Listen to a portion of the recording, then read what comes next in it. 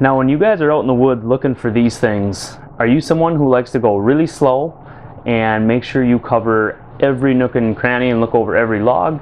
Or are you someone who likes to go really fast and cover ground and put miles on when you're shed hunting? I personally am someone who likes to cover ground and walk really fast. Now I'm not saying that's the right way or the way you have to do it, I'm just saying that's the way I do it. And I know both methods are really effective. I have a couple buddies who walk really slow. They tend to be more of that go very slow, methodically, and make sure you leave no stone unturned.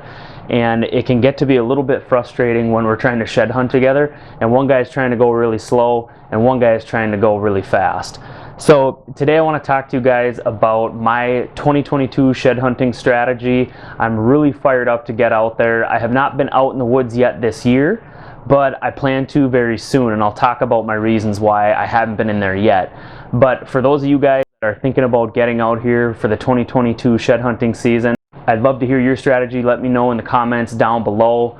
But I want to go through my 3 cover types that I'm going to be shed hunting in this year. And the first one of those is in a big woods setting. I'm going to be shed hunting in a couple areas where it's a big heavily forested region in the northern part of Minnesota, and there isn't a lot of ag, there are no food plots around that I'm aware of. It's a big woods scenario. Before I get into my exact strategy on that, I should note that there's a lot of snow on the ground up here right now. You know, according to Weather Street, Minnesota is looking at in that 16-inch range, maybe even a little more in some areas. And you look at Wisconsin, Michigan, the northern parts of those states, they have quite a bit. North Dakota is slammed with snow right now, and I know other parts of the country see snow, and that factors into my strategy. So when I get out into these areas that have deep snow, I'm always keeping that in mind when I'm selecting my shed hunting spots. So my strategy for 2022 in the big woods areas with deep snow is to focus on cedar swamps.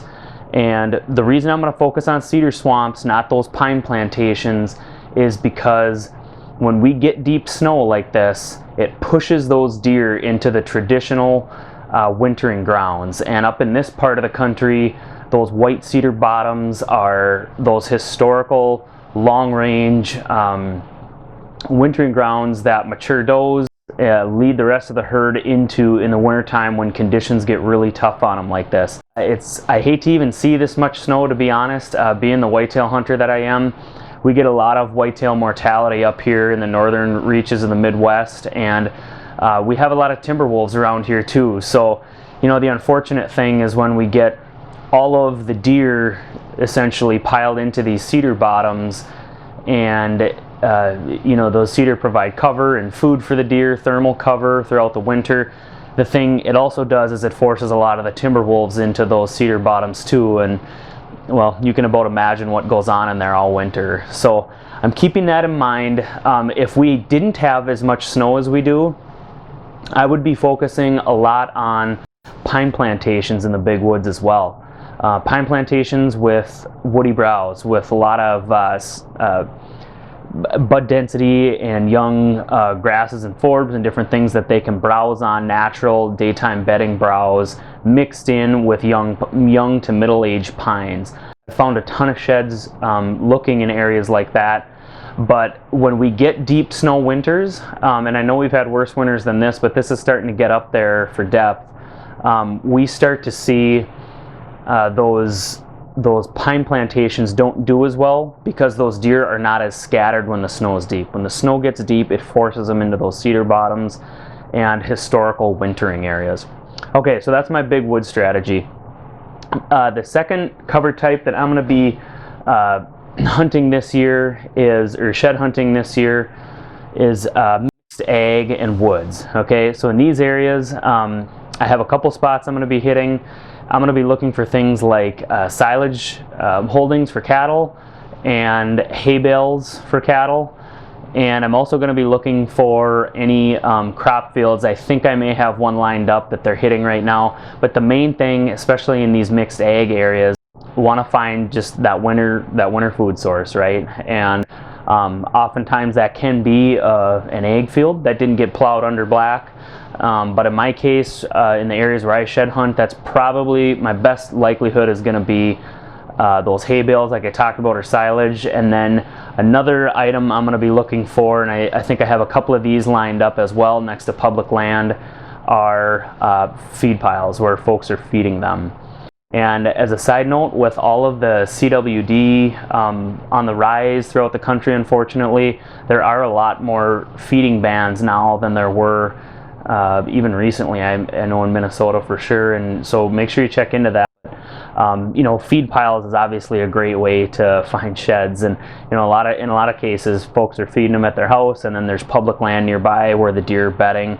So I'm going to be checking those bedding areas in those cases. Okay, now the third spot, third cover type that I'm going to be shed hunting this year is predominant ag. So those areas where it's mainly ag fields and there's very little cover. And in those cases and scenarios, I'm going to be just looking and starting with those river bottoms and then going through, and I have a number of areas that I check, and then looking for where that adjacent food is next to those river bottoms. And in those ag dominated areas, I do a lot of shed hunting in North Dakota, and you know, the strategy doesn't change a whole lot out there year to year. It's, you know, it's where those river bottoms and then where is the food in relation to those river bottoms, and the deer will be centered in those locations. So one thing to keep in mind is if you are shed hunting in areas with really deep snow, especially like where I'm at here in northern Minnesota, I think we're at that point where the deer are getting really stressed, and it's too bad to see it happen because we do have a lot of timber wolves up here, and not to mention just the stress of winter itself and trying to survive these snow depths. And you know, Minnesota, there are a whole bunch more counties now with feeding bans in place in Minnesota, so that's actually reduced a lot of the feeding going on. And so I do wonder what kind of impact that's going to have on the deer herd around here now that a lot fewer people are feeding deer. In the big scheme of things, maybe it's for the best. In the short term, we may see deer suffer as a result, especially when we get a tough winter like this. Had a lot of sub-zero temps. It's going to be 25 below again tonight here, and so for that reason I have not gone into some of my shed hunting spots yet here in Minnesota, just because I don't want to push those deer out of those cedar bottoms, out of those wintering zones, because it throws them out into that super deep snow, and they have to work overtime to try to run through it and you know, get away from me and other shed hunters. And so, you know, right now those deer are just living on a lot of woody browse. All the crop fields are covered up. It's a really tough time in the woods right now for the deer, and I don't want to be going into these historical wintering areas and spooking and scaring all those deer out of them as I walk around here in January. And it's just not an added stress that I want to add to the deer herd. So think about that if you're in an area with deep snow like this. You know, use your judgment. We all want to help the deer here, and you know, those sheds will be there when the snow melts this spring. So just think about that as you kind of pick and choose when you want to start shed hunting. Well, I am fired up. I wanted to show you guys these couple sheds. I did not find these this year. These I found in the past, but just show you guys the jump that these big old bucks can make in 1 year.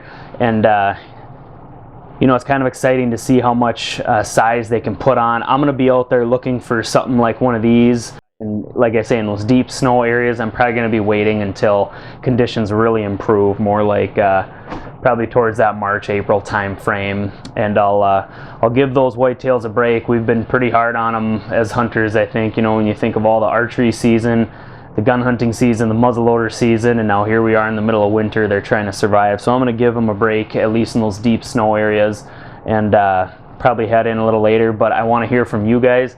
I'm excited to hear what your guys' game plans are. Let me know what part of the country you're shed hunting in and what your guys' strategy is going into the 2022 shed hunting season.